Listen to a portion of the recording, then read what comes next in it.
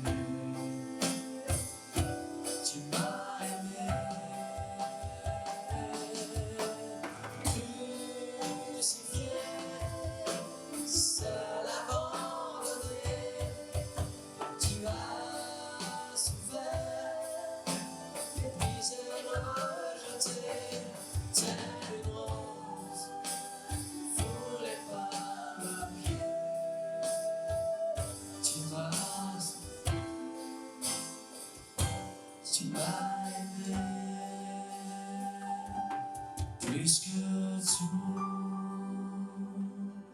Alléluia, Seigneur Jésus, tu as été crucifié, Seigneur. Seigneur, tu as été méprisé. Tu donnes ton corps pour nous en sacrifice. Seigneur, ta tête a été couverte de cette couronne d'épines. Seigneur, de ton front a coulé, Seigneur, ce sang. Seigneur Jésus, merci de t'être donné pour moi à la croix, pour chacun d'entre nous. Nous célébrons, nous t'adorons, Seigneur. Oh Jésus, alors, aujourd'hui, Seigneur, nous voulons t'offrir ce que nous avons de meilleur en nous. Oh Seigneur, nous voulons t'offrir notre vie, Seigneur. Notre vie, elle est pour toi. Alléluia. Je viens t'offrir, Seigneur, ce que j'ai de meilleur. Je viens t'offrir ma vie. Oui, à toi, Jésus-Christ. Et même si je suis fragile, et même si c'est difficile, je chanterai gloire à l'Éternel. Je chanterai louange à son nom. Je chanterai Dieu, mon essentiel. Je chanterai en l'honneur de son nom. Je viens te dire, Seigneur, que tu es mon bonheur. Non rien ne peut détruire notre bel avenir. Amen, je le crois, Seigneur. Et même si je suis fragile, et même si c'est difficile, je chanterai gloire à l'Éternel. Je chanterai louange à son nom. Je chanterai Dieu, mon essentiel. Je chanterai en l'honneur de son nom. Je chanterai à l'Éternel. Je chanterai louange à son nom. Je chanterai Dieu, mon essentiel. Je chanterai en l'honneur de son nom. Toute ma vie, je redirai que tu as donné ta vie. Toute ma vie, je redirai que tu as payé le prix. Toute ma vie, je redirai que je vis que pour lui.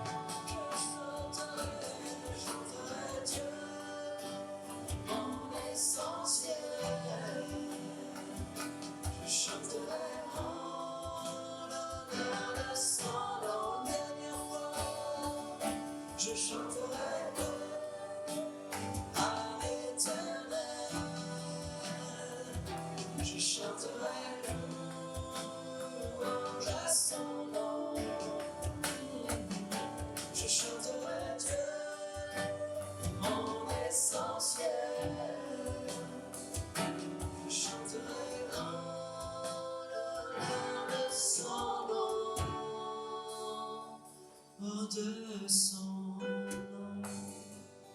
Alléluia, je veux te louer, Seigneur. Alléluia, tu es mon essentiel, Seigneur. Rien n'est plus important, Seigneur, que moi, que ta présence pour moi, Seigneur Jésus. Seigneur, j'en ai besoin, Seigneur, à chaque jour de ma vie. J'ai besoin de te sentir dans mon cœur, j'ai besoin de te sentir, Seigneur, dans ma vie, dans mes projets. Seigneur Jésus, j'ai besoin, Seigneur, de savoir, Seigneur, que je suis dans ta volonté. Voilà pourquoi je veux te suivre, Seigneur Jésus, sans reculer, Seigneur. Oh, mais plus que jamais, te servir, Seigneur. C'est là mon essentiel, c'est là mon désir, Seigneur, pour toi, c'est pour te servir. Alléluia. Je veux chanter un chant d'amour pour mon sauveur, pour toi Jésus. Merci Seigneur, merci pour ce que tu as fait. Tu es si précieux, Jésus mon sauveur. Je veux chanter un chant d'amour pour mon sauveur, pour toi Jésus. Merci pour ce que tu as fait. Tu es mon sauveur, Jésus mon sauveur. Je suis heureux, tu m'as donné ton nom. Je ne veux pas être ailleurs que dans tes bras.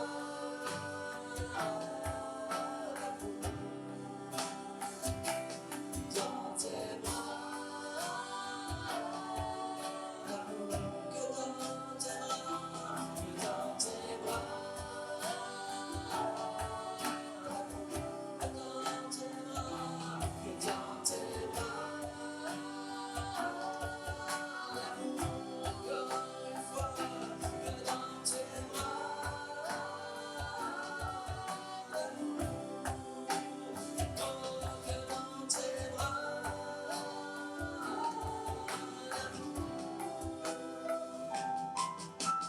Tout près de toi, contre ton cœur. Tout près de toi, contre ton cœur. Tout près de toi, contre ton cœur. Encore une fois, tout près de toi, contre ton cœur. Tout près de toi, contre ton cœur. Dans tes bras d'amour. Alléluia, alléluia, célébrons ensemble. Seigneur Jésus, dans tes bras d'amour. Oh, dans tes bras d'amour. Alléluia. Dans tes bras, Seigneur, ensemble, louons le Seigneur là où nous sommes. Nous tenons la main les uns les autres. Alléluia, nous bénissons les uns les autres. Dans les bras d'amour, nous nous blottissons contre le Seigneur. Oh, alléluia, comme les mailles sauves, alléluia, dans tes bras d'amour. Oh,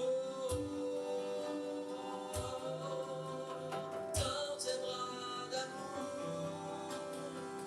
Sono venuti la mano, che la canzone. Dans tes bras d'amour. Alléluia, alléluia. Amen, nous laissons place à la parole de Dieu. Amen, pour toucher nos cœurs. Amen, restons blottis contre le Seigneur. Amen, avec le Seigneur, il n'y a pas de mesure de distance, il n'y a pas de précaution de distance. Au contraire, amen, plus nous sommes près du Seigneur, plus nous sommes en sécurité. Alléluia, amen, soyez bénis. Que Dieu vous bénisse abondamment. Amen, dans la parole de Dieu. Ce n'est pas parce que tu ne vois pas qu'il ne se passe rien. Ce n'est pas parce que tu ne vois pas Dieu agir dans ta vie qu'il ne fait rien dans ta vie. Alors qu'on vit aujourd'hui on a vécu certainement l'une des crises les plus importantes de notre histoire, la crise du Covid.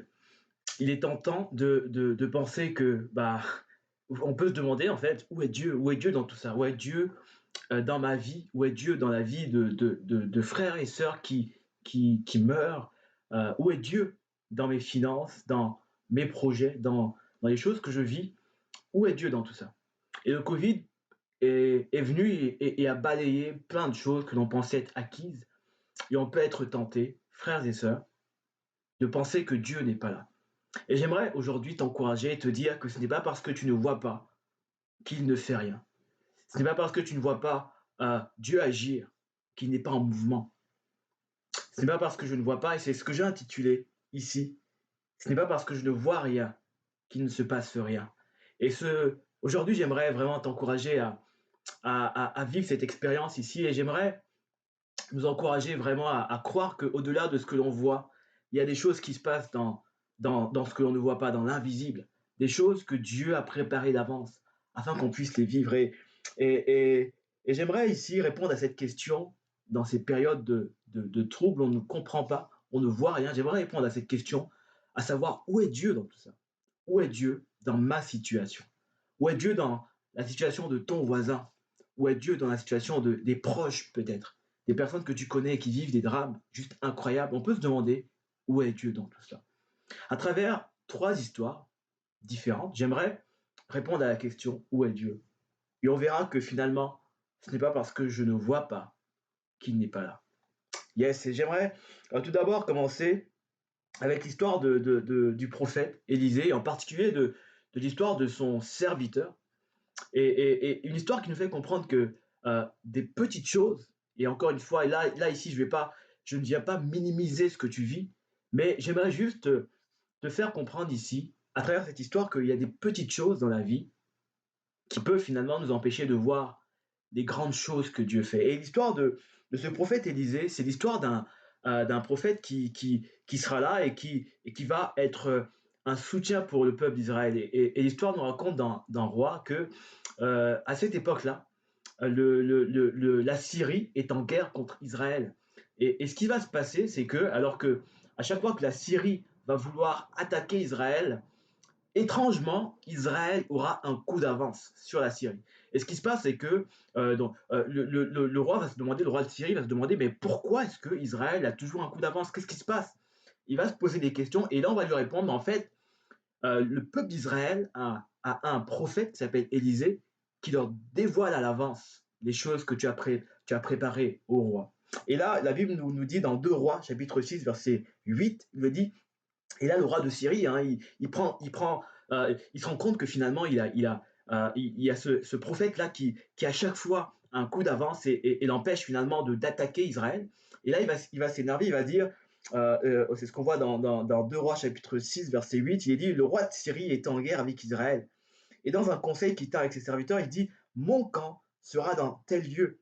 Mais l'homme de Dieu fit dire au roi d'Israël, garde-toi de passer dans ce lieu, car les Syriens y descendent. Et là, en gros, Élisée avertit systématiquement le peuple d'Israël en disant non, là vous allez vous faire attaquer, faites attention.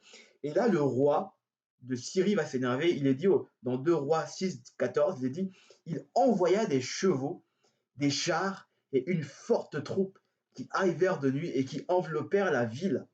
Le serviteur de l'homme de Dieu se leva de bon matin et sortit, et voici une troupe entourait la ville avec des chevaux et des chars. Et le serviteur dit à l'homme de Dieu, ah mon Seigneur, comment ferons-nous? Et il répondit, verset 16, ne crains point, car ceux qui sont avec nous sont plus grands que ceux qui sont avec eux. Il est dit au verset 17, Élisée pria et dit, Éternel, ouvre ses yeux pour qu'il voie, et l'Éternel ouvrit les yeux du serviteur qui vit la montagne pleine de chevaux et de chars de feu autour d'Élisée. Et ce qui est magnifique dans ce passage-là, c'est Élisée qui dit à son serviteur qui est tout tremblant, comme aujourd'hui peut-être tu te retrouves à vivre des choses à cause de ce que le Covid a apporté, tu vis des drames personnels, tu vis de vraies difficultés. Comme ce serviteur, tu fais face à une armée nombreuse. Et dans ces moments-là, il est important de se rappeler que, ok, il y a une armée devant moi, mais ceux qui sont avec nous sont plus nombreux, sont plus grands que ce que je vois ici. Les problèmes, les situations que tu vis ne sont pas à minimiser, hein. On ne va pas minimiser un drame, je ne minimise pas ce que tu peux vivre aujourd'hui, mais j'aimerais maximiser la présence de Dieu. Ce n'est pas parce que tu ne vois pas que rien ne se passe. Il est dit, et il dit, mais il y a une foule, et Élisée pria et dit, Éternel, ouvre ses yeux. Et c'est la prière que j'aimerais faire pour toi. Je prie que Dieu nous ouvre les yeux, afin que face au malheur, afin que face aux difficultés, on puisse voir que ceux qui sont avec nous, celui qui est en moi est plus grand que celui qui est dans le monde. Les choses que je vis en extérieur, oh, sont infiniment petites comparées à la puissance de Dieu en moi. Et j'aimerais vraiment t'encourager comme ça, à dire que ce que tu vis aujourd'hui, on ne va pas le minimiser, mais parfois dans la vie, c'est vrai, des petites choses peuvent nous empêcher de voir les plus grandes choses, comme ce serviteur ici qui voit cette armée nombreuse et qui se dit, oh là là, qu'est-ce qui va se passer? Je ne vois, comment est-ce qu'on va s'en sortir? Et là, le prophète fait une prière, il dit, Seigneur, ouvre les yeux. Et j'aimerais vous faire une illustration sur le pouvoir des petites choses. Comment une petite chose, et encore une fois, je ne minimise pas ce que tu vis, mais j'aimerais maximiser la puissance et la présence de Dieu. Une petite chose peut t'empêcher de voir les grandes choses. Et j'aimerais ici, là j'ai un exemple, j'ai une pièce de 10 centimes. Hein. Une pièce de 10 centimes, elle n'est pas effrayante, hein. Elle ne fait pas peur. Mais par contre, cette pièce de 10 centimes bah, peut t'empêcher de voir Dieu agir dans ta vie. Comment? Bah, comme ça. Plus tu t'inquiètes et plus tu te demandes, mais est-ce que Dieu va pourvoir à mes besoins? Finalement, alors que cette petite chose-là, cette pièce de 10 centimes, bah, paraît insignifiante, plus on regarde à ces petites choses, et plus on se demande, mais est-ce que Dieu est avec moi? On ne voit plus Dieu. Parce qu'une petite chose, une petite armée peut nous empêcher de voir qu'il y a une grande armée avec nous, qu'il y a un grand Dieu avec nous. Et c'est peut-être toi qui vis des problèmes financiers, et c'est tellement important, on parle de vrais problèmes là, ok? Tu vis de vrais problèmes, et je ne minimise pas ton problème, mais j'aimerais ne pas minimiser ce problème, mais je veux maximiser le pouvoir et la puissance de Dieu qui est avec toi. Ton problème peut t'empêcher de voir Dieu agir, mais j'aimerais te dire, ce n'est pas parce que tu ne vois pas qu'il ne se passe rien. Ce n'est pas parce que tu ne vois pas Dieu agir, ce n'est pas parce que tu te demandes, mais où est, comment est-ce que je vais m'en sortir demain? Ce n'est pas parce que tu ne vois pas que Dieu n'agit pas. Ce n'est pas parce que tu vis un drame aujourd'hui que Dieu n'est pas en mouvement. C'est peut-être toi aujourd'hui qui est là et qui attend un appel important, qui attend un coup de fil important, qui attend peut-être qu'on t'appelle pour te dire, ah, il y a un travail pour toi. Tu attends un appel suite à une candidature que tu as faite, mais tu n'as pas de résultat et tu ne vois rien arriver. Et plus le temps avance, et plus bah, ce téléphone que tu espères voir sonner un jour bah, t'empêche de voir les promesses de Dieu, t'empêche de croire dans la bonté de Dieu, t'empêche de croire dans la fidélité de Dieu. Les petites choses peuvent nous empêcher de voir Dieu agir dans nos vies. Alors j'aimerais, mon frère, ma soeur, t'encourager et te dire que ce n'est pas parce que tu ne vois rien, ce n'est pas parce que les choses n'avancent pas comme tu l'aurais espéré que Dieu n'est pas en mouvement. Ce n'est pas parce que tu ne comprends pas que Dieu n'est pas de ton côté. Comme ce serviteur, on veut croire ici, après ce que Élisée va dire, on veut croire que finalement, ceux qui sont avec nous sont plus nombreux. Que le Dieu avec qui je suis, le Dieu qui est là avec moi et qui a dit, je suis avec vous tous les jours jusqu'à la fin du monde, croire que ce Dieu-là, bah, il est pour moi et il agit pour mon bien. Il est fidèle, il ne change pas. Il est le même hier, aujourd'hui et à jamais. J'aimerais te dire que peu importe ce que tu vis, ni la mort, ni la vie, ni peu importe ce qui peut arriver, ne pourra te séparer de l'amour du Dieu fidèle, le Dieu qui t'aime et qui est mort pour toi. Et j'aimerais vraiment que tu gardes à l'esprit que ce n'est pas parce que tu ne vois pas aujourd'hui? Oh, dans ta famille peut-être, dans ton couple, dans tes finances, dans les projets que Dieu a mis dans ton cœur. Peut-être parce que peut-être que tu ne vois pas encore, mais j'aimerais que tu persévères, que tu crois que ce que Dieu a dit, il est capable également d'accomplir ses promesses dans ta vie. Amen. Et parfois, on aura besoin de persévérer comme cette histoire ici Élisée, on a besoin de croire, de prier, Seigneur, ouvre mes yeux. Et finalement, ce qui est magnifique dans cette histoire du prophète Élisée et de son serviteur, c'est que alors que il y a cette armée qui est là, le prophète est là et son serviteur, il voit que son serviteur a peur.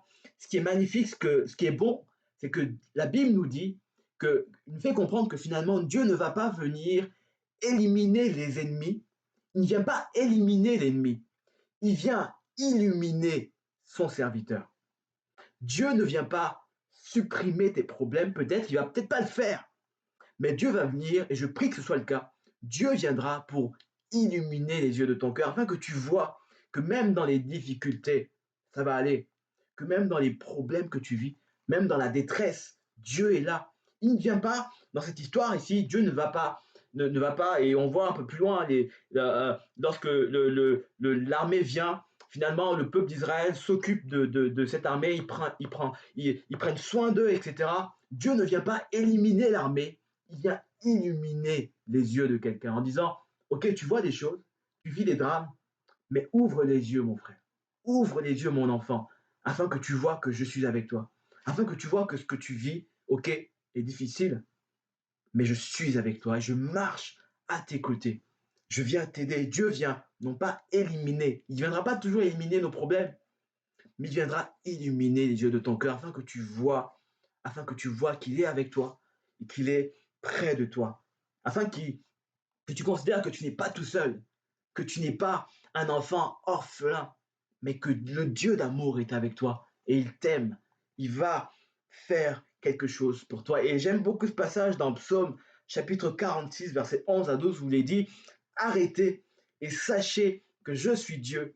Je domine sur les nations, je domine sur la terre, et l'Éternel des armées est avec nous, le Dieu de Jacob. Et j'aimerais que tu mettes ton nom dans cette phrase, dans le Dieu de Jacob, le Dieu de Charlie, le Dieu, mets ton nom et dis, le Dieu que je sers est pour nous une haute retraite. Il est dit, arrête et sache que je suis Dieu et je domine sur tout. Je ne sais pas ce que tu vis, c'est peut-être compliqué, mais Dieu domine sur toute chose. Et le Dieu qui t'aime dit, arrête et sache que je suis ton Dieu, que je suis ta haute retraite. Tu peux te confier en moi. Et parfois, tu auras besoin de persévérer, de croire, de persévérer, de prier. Comme cette histoire du prophète Élie. On se rappelle de cette histoire dans 1 roi chapitre 18, verset 12, pardon, verset 42, 1 roi 18, 42, où Élie va se mettre à prier afin que finalement la pluie tombe alors que le peuple d'Israël vit un moment de sécheresse intense. La Bible nous dit que Élie va venir, il va prier en disant Seigneur, vraiment que la pluie revienne. Et la Bible nous dit qu'alors que dans verset 42, dans 1 roi 18, il dit Élie monta au sommet du Carmel et se pencha contre terre. Il mit son visage entre ses genoux et il dit à son serviteur monte, regarde du côté de la mer. Et le serviteur monta, il regarda, il dit il n'y a rien, il n'y a rien. C'est peut-être toi quand tu pries, mais tu dis waouh, je prie Seigneur, et tu te rends compte que il y a toujours rien, il y a rien, il y a rien qui se passe. Il est dit, le serviteur monta, il regardait, il dit il n'y a rien, il n'y a rien, Élie. Le serviteur dit il n'y a rien. Et Élie, et c'est magnifique, il va dire, Élie dit cette fois retourne. Et ça nous parle de persévérance dans la prière, de persévérance dans la foi, de croire que Dieu est capable. Parfois, tu auras besoin de retourner cette fois, de prier à nouveau, de croire, de combattre ce bon combat, de persévérer dans la foi et croire que Dieu, oh, aujourd'hui ça ne marche pas, mais demain ça va aller, je vais recommencer demain. Demain ça ne marchera pas, je vais recommencer après-demain, je vais persévérer à chaque jour suffira sa peine. Je vais croire que Dieu est capable et qu'il veut que je fasse au-delà de ce que je peux même imaginer. Il veut que je persévère. Alors il est dit, va, il va dire, retourne. Il va dire ça pendant 7 fois. Ça nous parle de persévérance. Et il est dit au verset 44, à la 7e fois, il dit, voici un petit nuage qui se lève de la mer et qui est comme la paume de la main d'un homme. Élie dit, monte, et dit à Achab, attelle et descends afin que la pluie ne t'arrête pas. Il est dit au verset 45, en un peu d'instant, le ciel s'obscurcit par les nuages, le vent s'établit, et il y eut une forte pluie. Alléluia. On nous parle d'une forte pluie, alors qu'il va persévérer, le serviteur va repartir cette fois. Il est dit, le serviteur, à la 7e fois, il dit, qu'est-ce que je vois? Je vois un petit nuage. Et là, ça nous parle des petits commencements. J'aimerais te dire, mon frère, ma soeur, ne néglige pas les petits commencements. Ne néglige pas les petits clients que Dieu te donne. Ne néglige pas le petit salaire que tu as aujourd'hui. Ne néglige pas la petite promotion que tu as aujourd'hui. Ne néglige pas le premier contrat que tu viens de signer. Commence à croire qu'il y a une pluie qui va arriver. Une pluie forte. Il est dit, il eut une forte pluie. Ne néglige pas les petits commencements. Mais mon frère, ma soeur, persévère. Persévère dans les projets, dans les plans que Dieu a mis dans ton cœur. Persévère dans les rêves que Dieu a mis en toi. Persévère là, dans les sphères, dans les lieux où Dieu t'a élevé, là où Dieu t'a placé. Comme Joseph qui a été mis dans la maison de Potiphar et qui a vécu des galères. Mais il a persévéré. Et il a fini par devenir le pharaon d'Égypte. Pardon, le gouverneur d'Égypte. Et il a été à côté du pharaon. Il a servi là-bas. Et j'aimerais t'encourager à persévérer, à croire que Dieu va t'accompagner, va être là avec toi, va te soutenir, mon frère, ma soeur. Alors persévère, ne néglige pas les faibles commencements et commence à te réjouir de ce que Dieu va faire. Il est dit dans Philippiens 4.4, il est dit, réjouissez-vous toujours dans le Seigneur. Je répète, réjouissez-vous. Et parfois, on a besoin de dire, oh, réjouis-toi, mon âme. Ça va aller. Je vais recommencer aujourd'hui encore et encore. Réjouis-toi parce qu'il y a une forte pluie qui arrive. Et ce n'est pas parce que tu ne vois pas, mon ami, mon frère, ma soeur, qu'il ne se passe rien. Tu as besoin de persévérer, j'ai besoin de persévérer. Dans les moments où j'ai l'impression que tout est obscurci, la Bible nous encourage en nous disant persévère. Il y a une forte pluie qui arrive, alors persévère, crois que Dieu est capable d'agir infiniment au-delà de ce qu'on peut penser ou imaginer. J'aimerais te laisser avec cette pensée et vraiment te dire que dans ce que tu vis, dans les moments que tu vis de vrai, tu vis quelque chose de réel, de vrai.